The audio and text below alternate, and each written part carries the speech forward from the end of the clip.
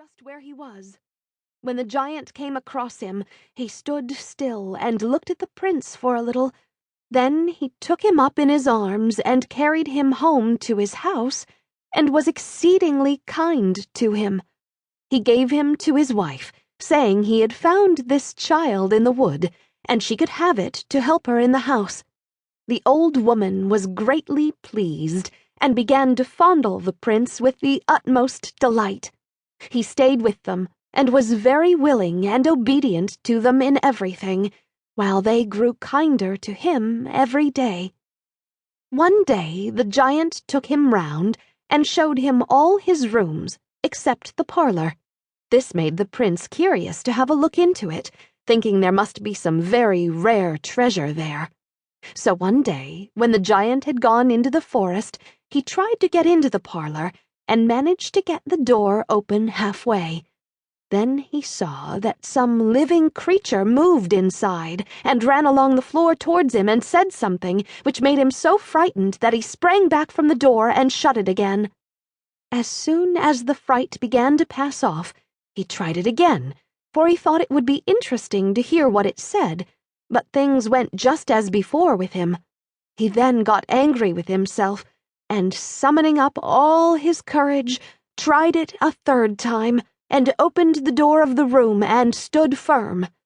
Then he saw that it was a big dog, which spoke to him and said, "Choose me, Prince Ring." The prince went away rather afraid, thinking with himself that it was no great treasure after all, but all the same, what it had said to him stuck in his mind.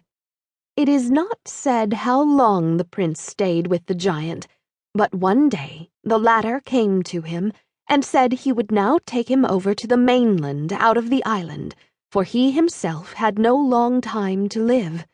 He also thanked him for his good service, and told him to choose some one of his possessions, for he would get whatever he wanted. Ring thanked him heartily, and said there was no need to pay him for his services, they were so little worth. But if he did wish to give him anything, he would choose what was in the parlor. The giant was taken by surprise, and said, "There, you chose my old woman's right hand, but I must not break my word." Upon this he went to get the dog, which came running with signs of great delight, but the prince was so much afraid of it that it was all he could do to keep from showing his alarm. After this the giant accompanied him down to the sea, where he saw a stone boat, which was just big enough to hold the two of them and the dog. On reaching the mainland, the giant took a friendly farewell of Ring, and told him he might take possession of all that was in the island after he and his wife died, which would happen within 2 weeks from that time. The prince thanked him for this, and for all his other kindnesses, and the giant returned home, while Ring went up some distance from the sea.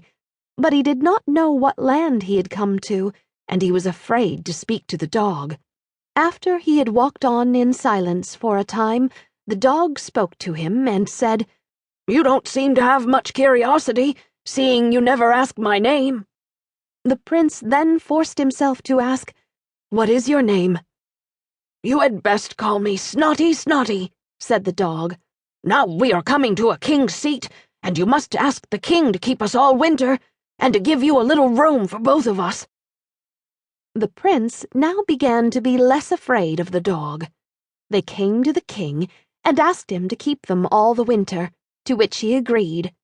When the king's men saw the dog, they began to laugh at it, and make as if they would tease it. But when the prince saw this, he advised them not to do it, or they might have the worst of it.